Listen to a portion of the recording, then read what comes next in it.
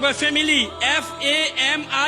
family. F for father, A for and, M for mother, I for I, L for love, Y for you.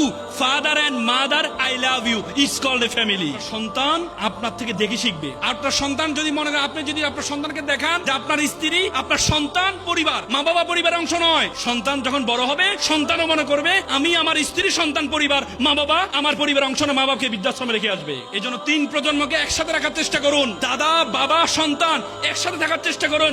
দেখবেন এটা ফুলের বাগানে পরিণত হবে পরিবার। একাকিত্ব পরিবারের পরিবার নয়। এই জন্য আমাদের দেশে বৃদ্ধাশ্রম বেড়ে গিয়েছে। কিছুদিন আগে ঢাকা একটা বৃদ্ধাশ্রমে গিয়েছি। বৃদ্ধাশ্রমে দেয়ালে লেখা আছে, একটা মা লিখেছে, বাবা এবার ঈদে তোর বাড়িতে আমাকে একটু নিবি, বাবা এবার ঈদে তোর বাড়িতে আমাকে একটু নিবি। কত ভয়ঙ্কর বাক্য ব্যবহার করেছে, কত ভয়ঙ্কর বাক্য ব্যবহার করেছে। যে মা বাবা এত কষ্ট করেছে, সে মা বাবাকে আমরা বৃদ্ধাশ্রমে রেখে আসি। মেডিকেল সায়েন্স বলে একটা মা যখন সন্তান প্রসব করে, একটা মানুষ সর্বোচ্চ ব্যথা সহ্য করতে 45 ইউনিট, তার চেয়ে বেশি হলে সে হয়তো বেহুশ হয়ে যায়, না হলে মারা যায়। মা যখন সন্তান প্রসব করে, তার ব্যথার ইউনিট 55। বলা হয় থেকে 30টা হাড় একসাথে বাংলা যেমন ব্যথা পায়, তার চেয়ে বেশি ব্যথা পায় মা।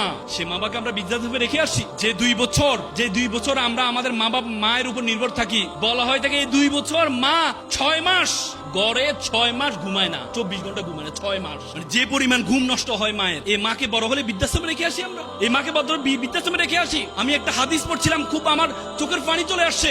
মিরাজে যখন আল্লাহ রাসূল জান্নাতে গিয়েছেন, তখন জান্নাতে দেখতে পাচ্ছেন একজন ব্যক্তি কোরআন পড়ছেন। আল্লাহ রাসূল জিবরাইল আলাইহিস সালামকে জিজ্ঞেস করলেন, কে এই ব্যক্তিতে কোরআন পড়ছে? তখন জিবরাইল আলাইহিস সালাম বলল, এটা হচ্ছে হারিসা ইবনে নোমান। হারিসা ইবনে নোমান আমার সাহাবী। এই হারিসা ইবনে নোমান তখন মৃত্যুবরণ করে নাই, কিন্তু জান্নাতে কি করছে? কোরআন পড়ছে। আল্লাহ রাসূল যখন যাওয়ার পরে আল্লাহ রাসূল হারিসা ইবনে নোমানকে ডাকলো, বলছে, তুমি কি ইবাদত করো? তোমাকে আমি দেখতে পেয়েছিলাম তুমি জান্নাতে, তুমি কোরআন পড়ছো, তুমি এমন কি ইবাদত করো? বলছে, হুজুর আমি তো এমন কোন ইবাদত করি না, আমি শুধু আমার মা অসুস্থ, তাকে প্রতিদিন গোসল করাই, প্রতিদিন খাওয়াই দিই, প্রতিদিন আমি আমার মার সাথে আমি সময় কাটাই, এর চেয়ে বেশি ইবাদত আমি করি না। আল্লাহু আকবার।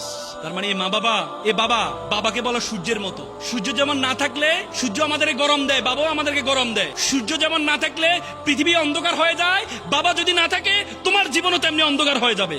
7-8 মাস আগে আমি আমার বাবাকে হারিয়েছি। আমি বুঝি বাবা কি জিনিস।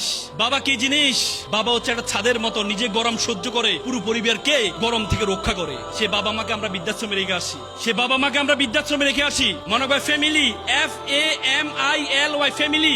F for father, A for and, M for mother, I for I, L for love, Y for you. Father and mother, I love you. It's called a family.